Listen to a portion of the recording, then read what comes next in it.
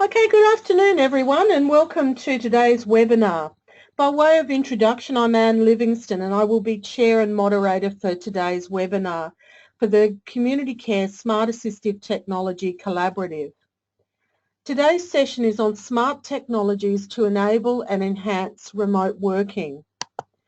This webinar is part of a series being facilitated by Community Resourcing for the Community Care Smart Assistive Technology Collaborative. These webinars are bringing together local and international perspectives as well as research and development. And we're doing this alongside the deployment of smart assistive technology in the sector. It's great to have so many in the audience today who have been also attending all of our 18 webinars we've produced to date. Once again at this session we're welcoming representation from every state and territory as well as some international visitors again.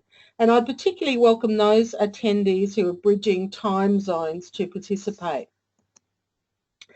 Those who have attended previous sessions know that community resourcing has been funded by the Queensland Government to bring together an online platform for providers who are interested in collaborating on issues and practices related to smart assistive technology.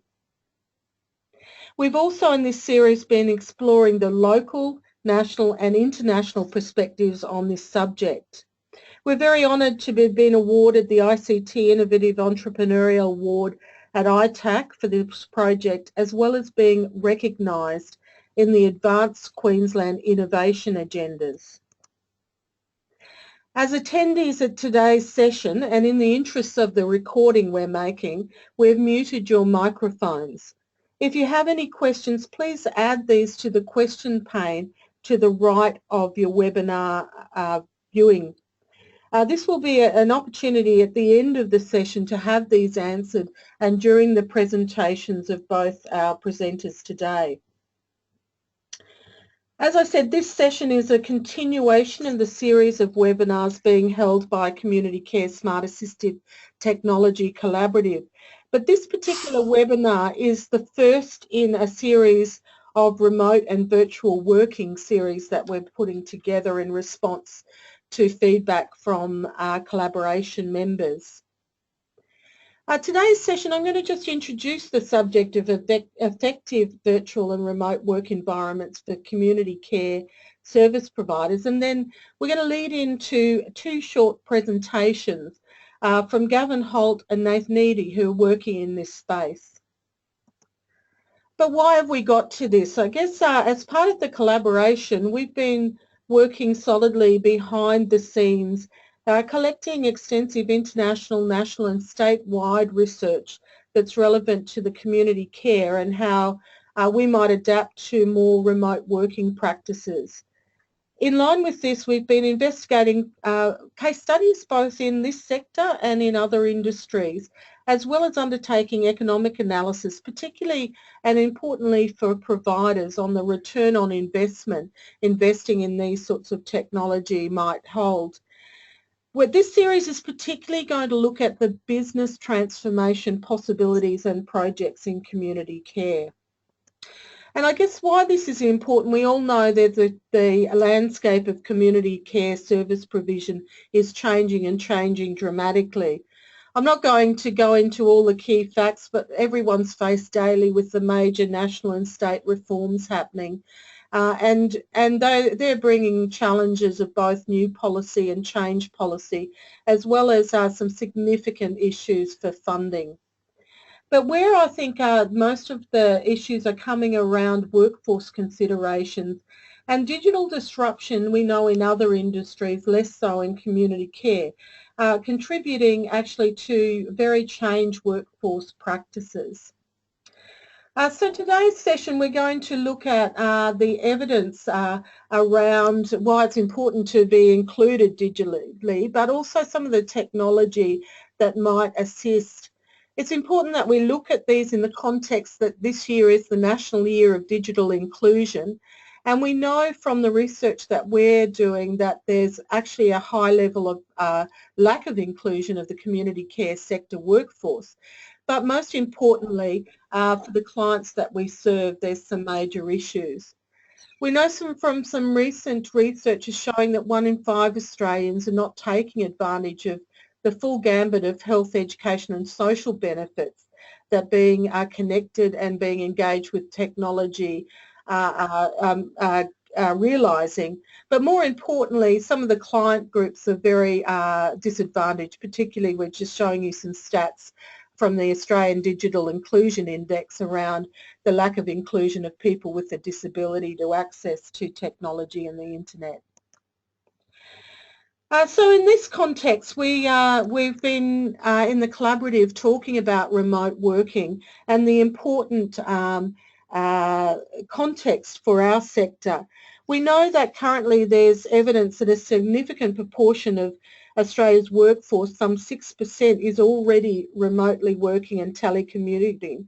And in our own state here where we're delivering this webinar, we know that 58% of workers are currently interviewed in a research project are looking for some more flexible workplace arrangements, including remote working arrangements. We also know that nationally it's projected that with the uptake of technology that Australians, the number of Australians telecommuting by 2020 will double.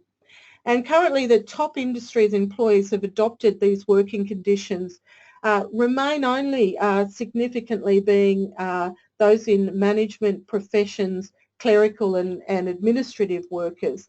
I guess those figures have great relevance to the community care sector where we're seeing not a high uptake of remote working and virtual working conditions. We've been looking at some of the advantages those remote and telecommuting, whatever you want to call it, virtual working arrangements might make. And broadly they're determined as, increasing work efficiencies, having reduced costs on the organisation, and I guess importantly for us, having a wider talent pool to draw from. But also there's significant data in the literature showing you about lower absentee, increased morale and better client proximity, which is obvious for our delivery of community care around Australia. But we also have found that there are some critical success factors in terms of working remotely, and we're going to touch on some of these in the series ongoing. I'd like to acknowledge a fellow Queensland Digital Champion, Dr. Anne Moffat from Central Queensland, who's a pioneer in teleworking, having worked for Concord in the 60s remotely. And she looks at 4 factors in success of remote working. And you can see these on the screen, but I think importantly the last factor is one that's relevant to the session today, and that is the provision of appropriate technology to meet the needs of the workforce. So as I mentioned earlier, this webinar today is the first in a series that we're holding. The series is going to explore a range of research practice as well as showcasing some technologies and developments and case studies that are occurring. We've tried to come from an evidence-based approach and look at some of the key pressure points for community care providers to consider. And we've drawn those from a number of working parties that are in the collaborative looking at this very issue. But I need to put this disclaimer up, and I will again during the webinar, that neither Community Resourcing or the Department of Communities, Child Safety and Disability Services is endorsing any particular product, research entity or technology development. Rather, we're trying to bring together a range of options for people to consider. Today, as I said, is just the start in pursuing these options, where we're going to look at 2 particular technologies that we know are being deployed in community care settings and having a great effect. So it's my pleasure to introduce our 2 presenters today, Gavin Hoult and Nathan Eddy. We've got some, perhaps hopefully no technical challenges, but we're all working remotely ourselves. So we're hoping that all the connectivity between states and territories works well today for you guys, but also for our presenters. Our first presenter, and I'm just handing over controls to that presenter now, is Gavin Hoult. We've got also a Queensland versus New South Wales on the state of origin night. So welcome, Gavin, and I'll introduce Nathan later in the presentation. But Nathan, Gavin's been working in the area of worker safety and security, and we know from the work in the collaborative that this is a key area of concern to individuals. And in particular, he's been assisting a number of industries outside community care, but also some colleagues in community care. And his particular focus is where lone working occurs. And we know that that's in many settings in community care, but also where workers are very vulnerable in the situations that where they deliver from. So it's my pleasure to welcome Gavin, and I'll change over the slides to Gavin. Thank you. Thank you very much, Anne, for that humble introduction, and welcome to everyone around Australia and around the world. And thank you for listening in. It's a pleasure to be a part of your in-depth research and investigation. We offer a wealth of knowledge in the lone worker and remote, isolated and high-risk worker industry, and have been, as you said, supplying to many industries Australia-wide for some time.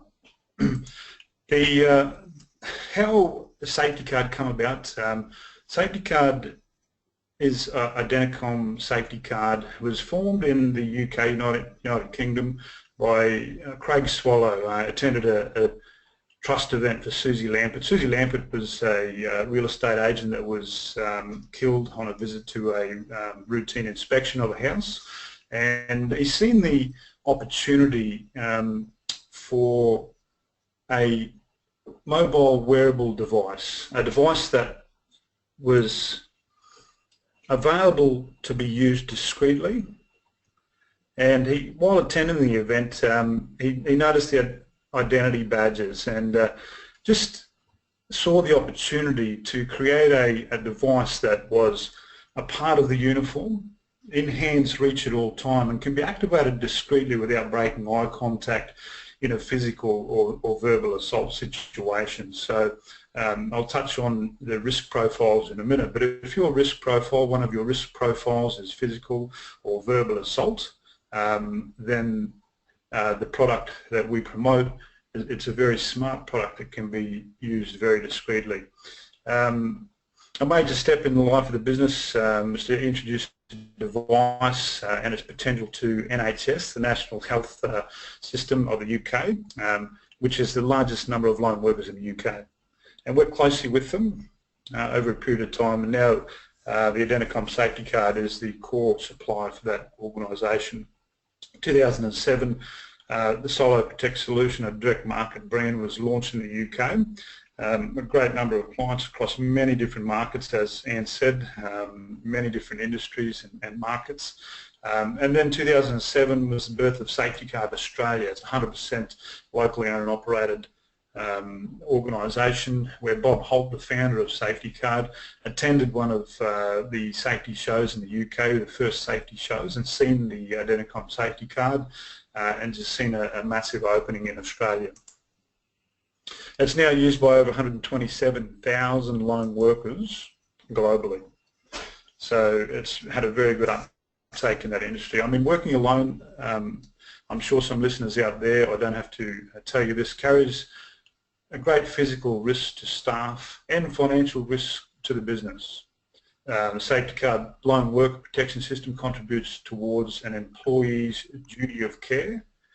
Not only duty of care, but their financial risk, as I said before, and offers peace of mind to the individual lone worker.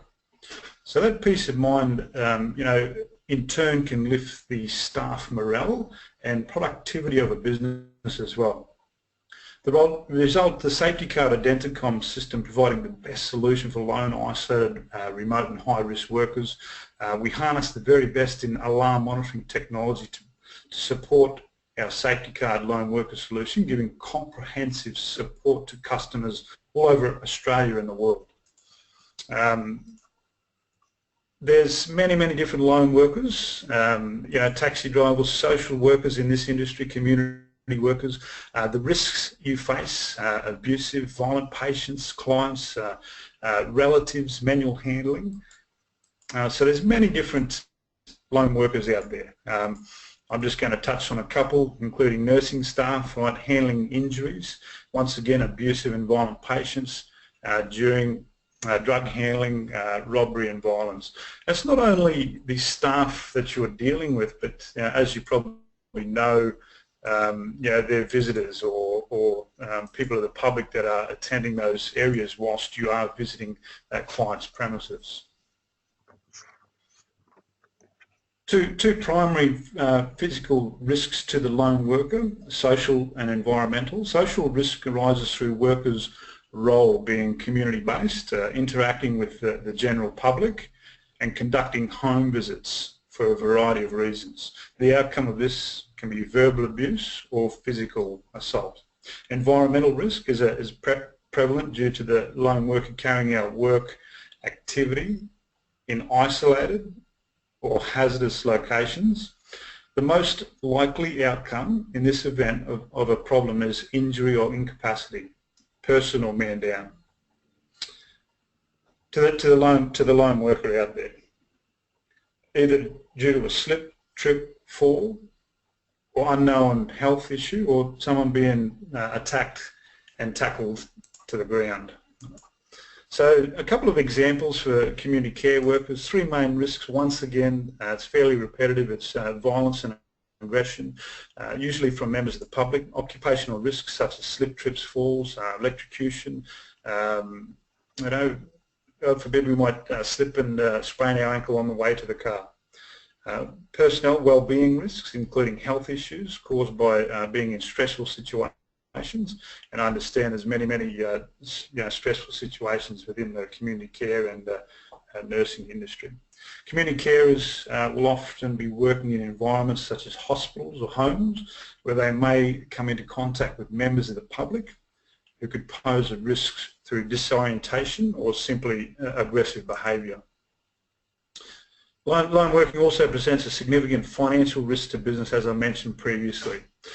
In Australia, there's the Federal Workplace Health and Safety Harmonisation Law, where we have to look after our lone workers, and Safe Work Australia and the individual state safe work organisations are enforcing very heavy penalties and fines at the moment.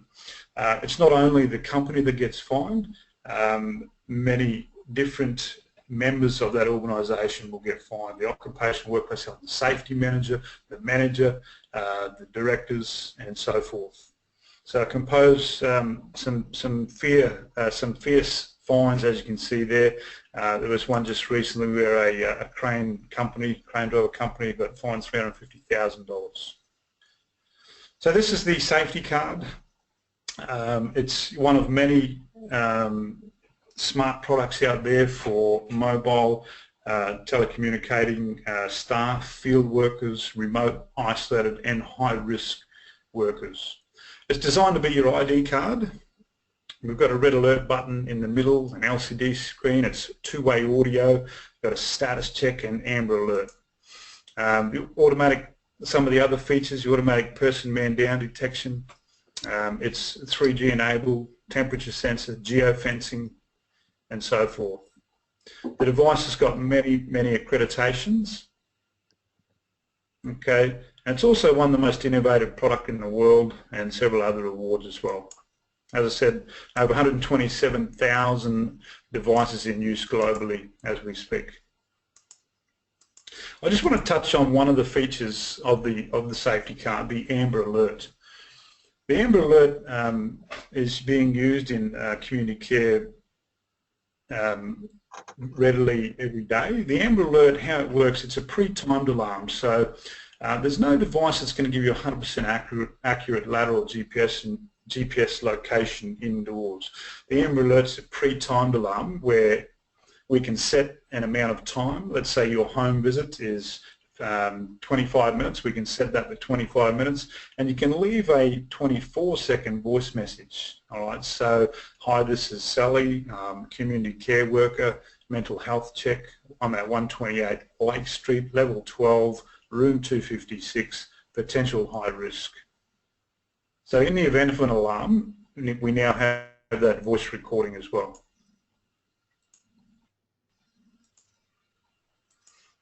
And the red alert button, on every alarm in the safety card, it gives a GPS location, opens up a live audio call, and the audio is also recorded for later evidence.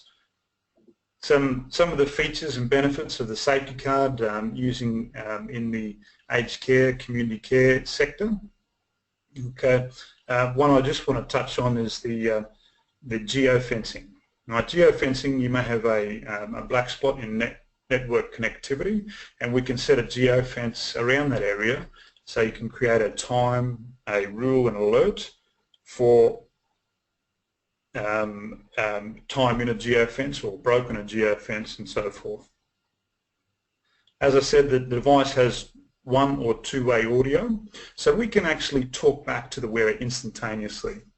Obviously, in a red alert situation, you don't want us talking back, or you don't want something talking back to you through the device.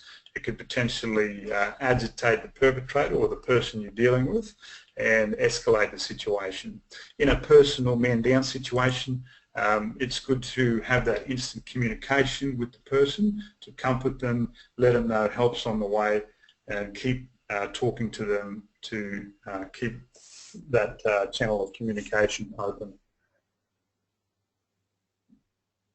So the Denacom Safety Card it's a lone worker communication device uniquely styled as an identity badge. It contains mobile phone GSM technology, and it is always within reach should a worker need to raise an alarm in the face of a verbal abuse attack or incapacity. A Denacom Safety Card is the most widely used dedicated lone worker device in the market. Okay, we've also got what we call the mobile workforce management platform. So the safety card device is a dedicated device, but the mobile workforce management platform allows you to have 100% staff safety and accountability with total business continuity. We also have an app, right, for some of the lower risk workers, community and field workers out there, and both of those can be used on the workplace health and safety mobile workforce management platform.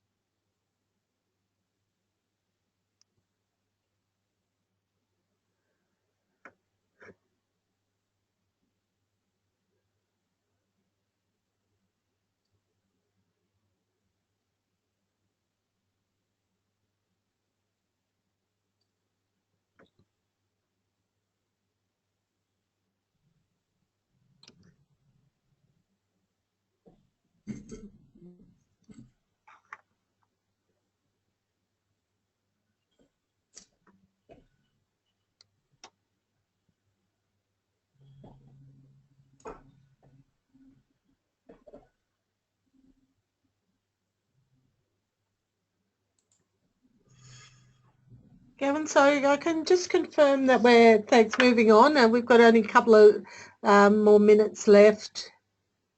Yes. So I'll just wrap up now. As you can see, it's a very dynamic solution. We have a dedicated device and an application for existing hardware, smartphones, that can be used in conjunction with the total mobile workforce management platform. You can create geofencings, total user deployment, job dispatch and management. So I'll wrap it up there. That's the safety card. My name is Gavin Hoult. Thank you for the opportunity, Anne, for being involved with your in-depth research investigation, and congratulations for all your awards out there as well. Thanks, Gavin. I'm just going to hand over the controls now to Nathan, who's going to present on a very different topic. But Gavin, just while I'm doing that, we've just had one question in about how people in the field might be handling the costs around lost equipment. So in regards to lost equipment, with the mobile workforce management platform being a GPS device, we can ping the device, what we call ping the device, and find out a last known location and be able to track that back. But with the mobile workforce management platform, you can see constant breadcrumb tracking and see exactly where the device is. I think personally this is what some major corporations have done, have had their own internal insurance policy for devices as well. Okay, thanks, Gavin. We'll have some time at the end of today's session to ask some further questions, and I'm looking at the question panel as questions are coming in. So thank you for all those people contributing, and if you want to contribute on the panel, we'll get to those other questions last. But our next presenter is Nathan Eddy, and Nathan's going to present on a very different area, but one that's coming up in time and time again. I guess, Nathan, out of the range of people out there that are doing work in this area, I guess we were interested and highlighted the work that you'd done as part of your master's project recently, and particularly the research that you did in mobile web application for our sector. So it's welcome, Nathan, and you're presenting from New South Wales, so I won't say good luck tonight in the state of origin, but I'll hand over to you now. Thanks, Nathan. Great, thanks, Anne. Thanks for the introduction. Today I'm going to be talking about the research that we conducted into the use of software within the home and community aged and disability care industry. We'll look at how this led us to carefully design and develop a software system that utilises the latest modern web and mobile technologies, the many benefits of web applications for service providers. We'll look at the growing community of creative and innovative service providers that are embracing change and helping us to redefine that relationship between a software provider and a service provider. We'll look at some of the great results that have been achieved so far, and I'll discuss some of the benefits of native mobile applications and how using push notifications can streamline the communication channel between the office and the mobile workforce. SANWI is a software system that's been designed and developed specifically for home and community aged and disability service providers. In 2012, we conducted some research into the needs of service providers, the software technologies that were being used within the industry, and the level of satisfaction that service providers have with both the software technologies in use and the existing software technology providers. We interviewed a number of service providers ranging from small providers with limited funding through to large providers with multiple programs across multiple states. The feedback that we received was overwhelmingly consistent. Service providers were telling us that they were dissatisfied and often frustrated with the software currently being offered in the industry. They felt that the software was uninspiring, underwhelming in performance, often overpriced, and were largely stagnant offerings that held them back from fully implementing the initiatives that they felt were critical for remaining competitive in the significantly changing landscape. One of the key and important points that the research showed us was that the participant organisations were feeling disengaged with their software providers. It was not uncommon to hear cases where requests for enhancements and repairs, if acknowledged at all, could take years to be implemented. The tree swing cartoon has taken on many different forms over the years and has been used to illustrate some similar frustrations across various industries. Some of you may have seen it before, but it summed up the feedback that we received from the research so well that we had to include it. I particularly like the drawing of the way the sales executive described it. Our research showed that most organisations had experienced some incomplete truths before signing up to new software systems, and the feedback suggested that the costs associated with some software systems could easily be compared to a roller coaster or a theme park.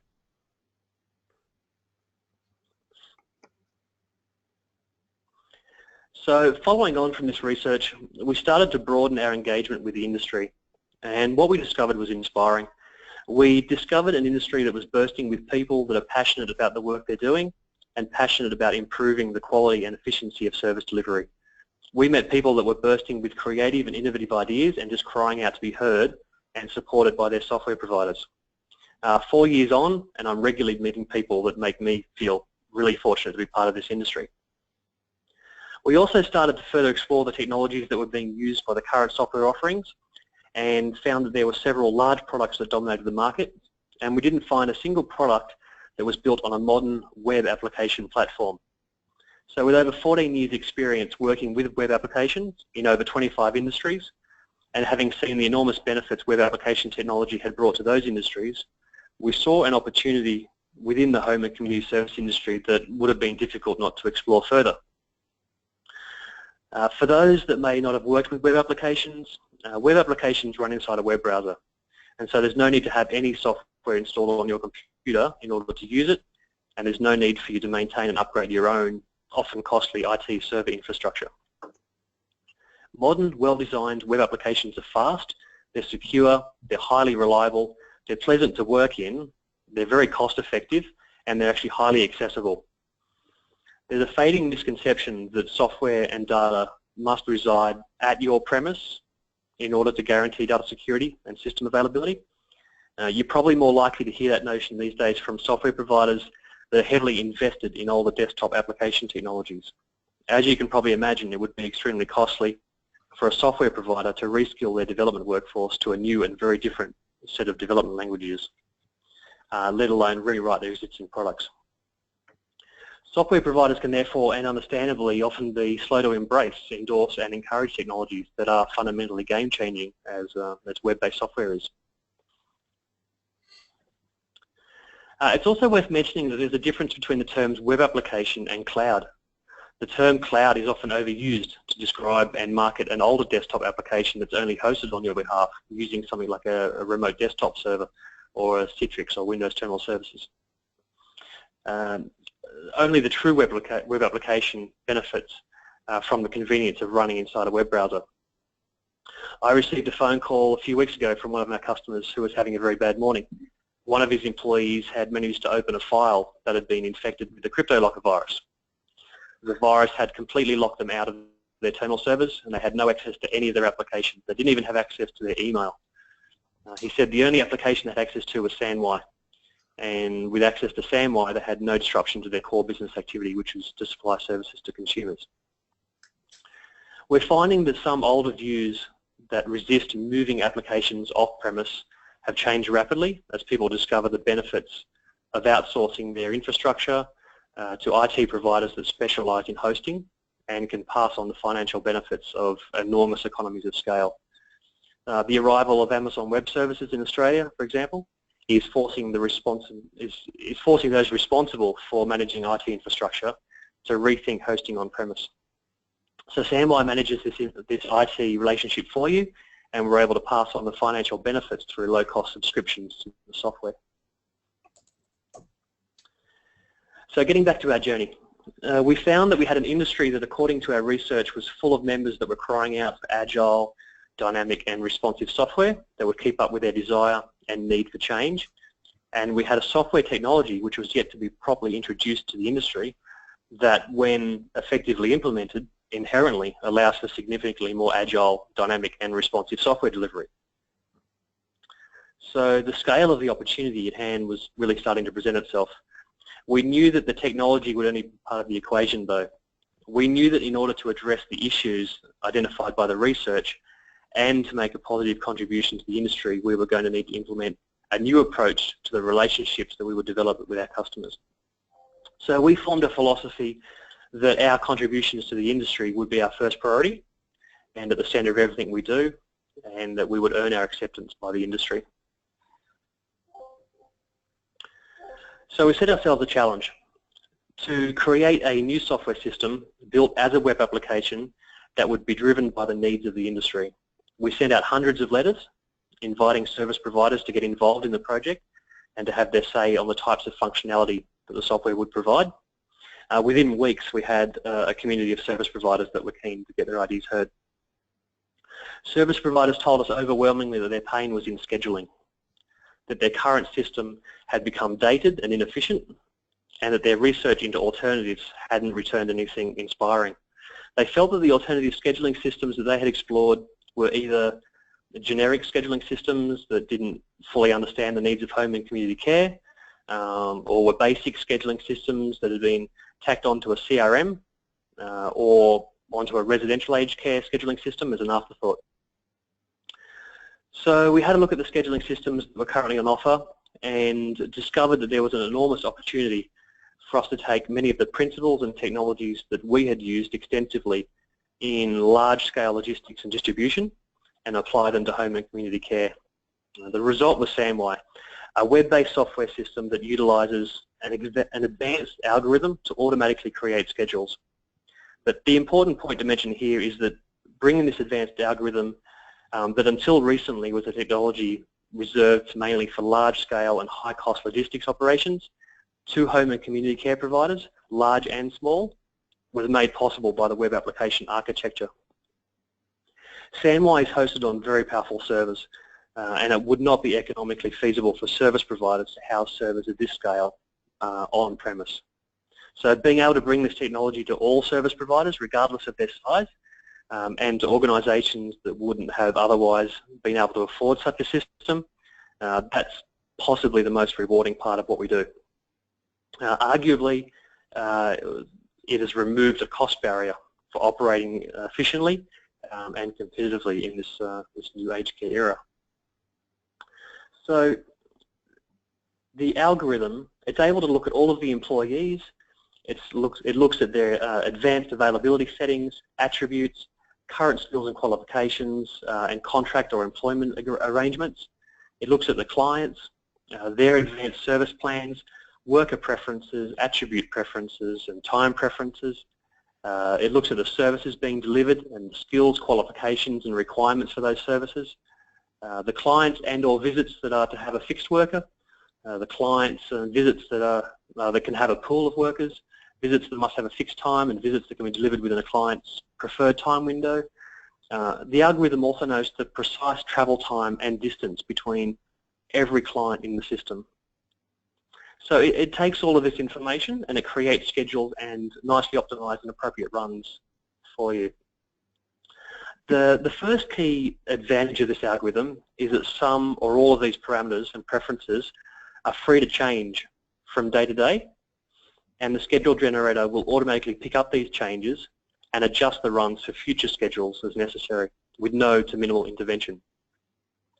The second key advantage is that the smarts that are inside this algorithm are used by SamWhy when users need to make decisions and changes to current schedules as well.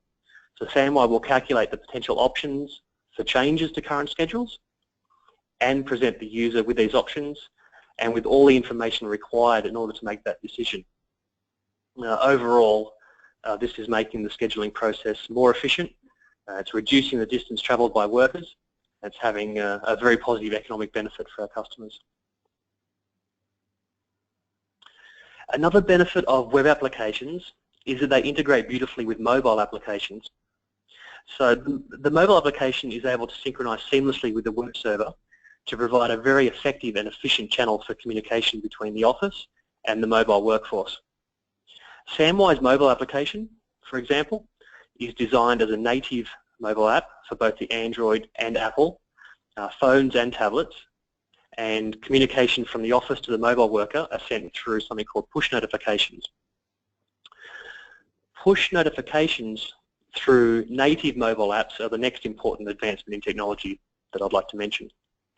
So briefly, a native mobile app, it's an app that's installed on the mobile device through an app store such as the Apple Store or the Google Play Store, or through a mobile device management server. And native mobile apps have a new communication method called push notifications that come with many benefits for service providers. So in days past, phone calls were the main method for communicating schedule changes to mobile workers. The problem with relying on phone calls for this task is that they tie up both users at that point in time, which may not be convenient or available time for either party, and the calls can be costly. Then we saw the adoption of SMS, and many software providers are still relying on the SMS technology inside their products.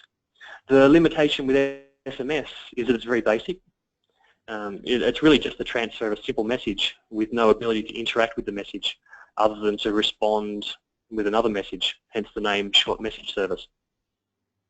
Now with push notifications, we're able to have our web application in the office send communications to the mobile workers in the field and have the mobile workers action those communications right there inside their mobile app.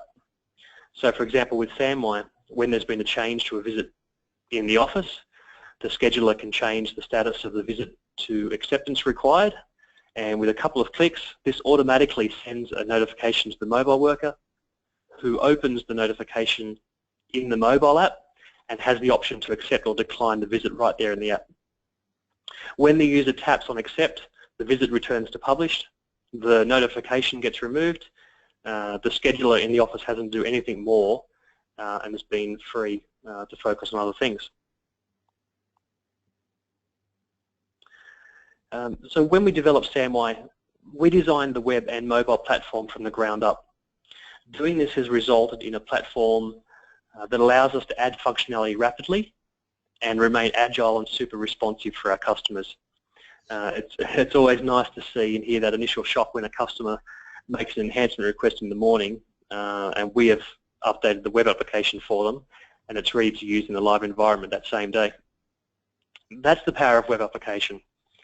This is the future of software delivery and it's a reality today. The days of mailing out software updates by CD and organisations having to project manage their way through the transition between the versions, they're numbered. If you're a software provider considering an alternative to your existing software system, then I'd highly encourage you to explore the benefits of using a system that incorporates a web application, a native mobile application, and push notifications. So, thanks for your time today, and I'll pass back to Anne. Thanks, Nathan, for that presentation. It's one of many that we're going to look at software applications, and I need to remind the audience that neither Community Resourcing or the Department of Communities, Child Safety and Disability Services are promoting any particular product, research entity or technological development, but rather we're just trying to give a broad-based example of some of the developments that are occurring underpinned and driven by evidence and that have some opportunity. During the series of remote worker presentations, we'll be highlighting some similar products and other products that are just assisting providers in community care work remotely and more enhanced. We have a number of questions on the panel and I'm not going to get an opportunity with today's timing to go through them all. The first one though is actually a question of the collaboration, and it's in respect to what opportunities for co-creation with developers are there. And Nathan, it refers to your point in your presentation, I believe. And that the attendee has said that they've heard that we're putting together a consumer portal which also will allow consumers to be engaged in co-creation and co-development. Is this correct? Can you comment? I guess I could take that question. Yes, we have the Department of Communities has been funded further development following some suggestions that the Minister gave that we were also inclusive of consumers, and we're going to concentrate that consumer portal development on the opportunities that co-creation and co-design with consumers. So we are looking, when that's up and running in about 2 months' time, we are looking for people who are interested in finding consumers who are interested from the baseline of a development. So I've got a number of other questions here, and I'll just take a moment to look at some of those.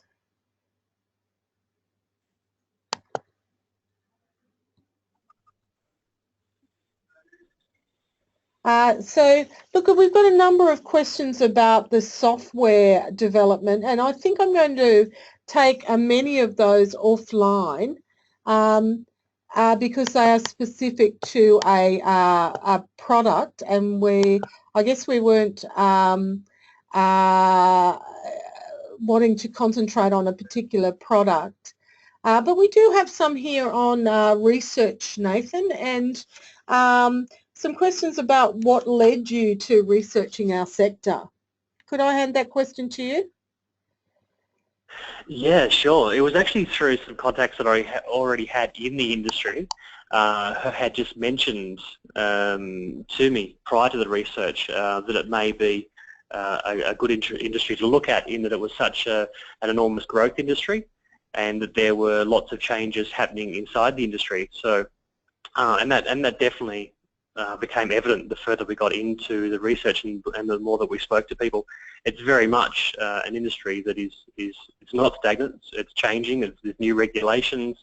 Organisations are busy keeping up with those changes, and yeah, it was just suggested that might be quite a dynamic industry to explore. Thanks, Nathan. We've got a number of questions that relate to integration, and I think they are both for yourself and Gavin. I guess in our research, the importance of integrating technology that might be directly facing your workers with technology directly facing your admin is essential. Do you guys want to make a comment? There's about 6 or 7 questions on the panel that relate to that issue of the integration. Could I hand over to you for a comment? Yeah, sure. I mean, from our perspective, integration is key. You know, for efficient business software systems, you've got to have the flow of information between systems for normally one of 2 reasons, or both. One is where you've got a large level of duplicate information and it's inefficient to have that duplication, and also to reduce and mitigate the risk of data entry errors. So we have APIs within the software, and getting back to the technology, web applications allow for that very, very well. So web applications inherently can have a logical extension, which is a web application interface for systems to send information both into that web application and to transfer information out of that web application into other systems.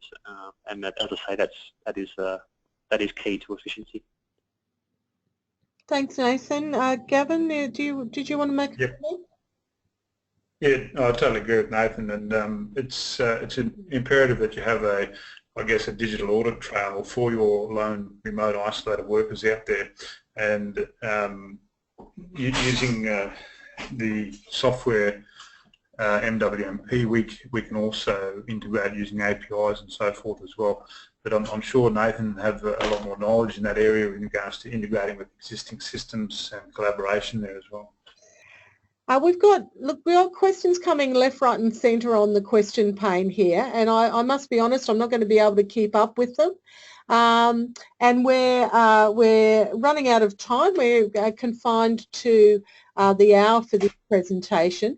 So I am going to take those questions that are coming online. We'll get back to each of those presenters, particularly our colleague from Sunshine Coast, who's given us lots of questions in there, and there's a number of questions I think that we'll divert to those individual presenters. In the interest of time though, I'd like to ask everyone on the in the audience to join with us in thanking Gavin and Nathan for their presentations. And I'll formally do that again at the end of this session. We've got a number of upcoming webinars. Those that we will have in July include those on our vision, some on smart homes and smart cities, and we're going to have a look at transport in July and particularly a focus on driverless vehicles. I would like to acknowledge the Community Care Smart Assistive Technology project team, and in particular the project leader Liz Dodds and Imogen who has assisted in the background today. We had a meeting earlier today of the expert reference group for the collaborative, and I'd like to formally thank those participants of that international reference group. Lastly, I'd particularly like to thank the Queensland Government for allowing the platform to be developed and supporting the platform's developers. I'd also like to formally thank our two presenters today, Gavin Hoult and Nathan Eddy. I think they're diverse areas we've covered, and areas that certainly were of top interest for in our polling on remote working. As I indicated earlier, this is in a series of presentations that we are going to hold. We again comment that we're not endorsing a single product or research entity or program. Rather, we're just trying to present to the audience today and through the collaborative a range of products that are attempting to be responsive to contemporary needs in community care. So thank you for attendance at today's session. If you need any further information, please don't hesitate to email us at the email address on site. And we look forward to getting back to those questions that are keeping on coming through as I'm winding up today's session. Thank you everyone for your attendance today, and we look forward to having you participate in future webinars. Thank you.